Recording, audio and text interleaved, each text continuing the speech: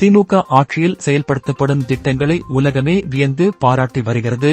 நமது தமிழ்நாட்டை நம்முடைய முதல்வர் பார்த்துக் கொள்வார் எனவும், இன்னும் 3 மாதங்களில் அதிகமான மகளிருக்கு உரிமை தொகை வழங்க நடவடிக்கை எடுக்கப்பட்டு வருகிறது என தமிழ்நாடு துணை முதலமைச்சர் உதயநிதி ஸ்டாலின் கூறியுள்ளார். 2024-2025 நிதியாண்டிற்கான இந்து சமய அறநிலையத்துறை மானியக் கோரிக்கையில் பொருளாதாரத்தில் பின்தங்கிய 700 இணைகளுக்கு திருக்கோவில்கள் சார்பாக 4 கிராம் தங்கத்தாலி உட்பட 60,000 ரூபாய் மதிப்பில் சீர்வரிசைகள் வழங்கி திருமணம் நடத்தி வைக்கப்படும் என அறிவிக்கப்பட்டது. மிக மிக முக்கியமான நாள் இன்னைக்கு காதலர் தினம். காதலர் தினத்தை சிலர் கொண்டாடக்கூடாது என்பார்கள். காதலர் தினத்தை கொண்டாடாம இருக்க முடியுமா?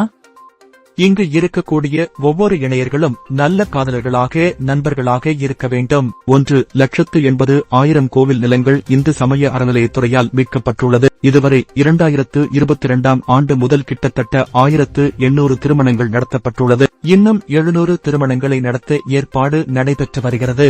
இங்கு உள்ள மணமகள் பலர்பட்டவர்களாக உள்ளனர் என்பது திராவிட மாடலின் பெருமை. ஒட்டுமொத்த தமிழ்நாடும் கல்வியில் சிறந்து காணப்படுகிறது. உயர்கல்வியில் இந்தியாவில் 47% சிறந்த மாநிலமாக தமிழ்நாடு உள்ளது. வீடு நன்றாக இருந்ததால் தான் நாடு நன்றாக இருக்கும் என்ற அறிஞர் அண்ணாவின் கூற்றுப்படி மணமக்கள் வீட்டை நன்றாக கவனியுங்கள்.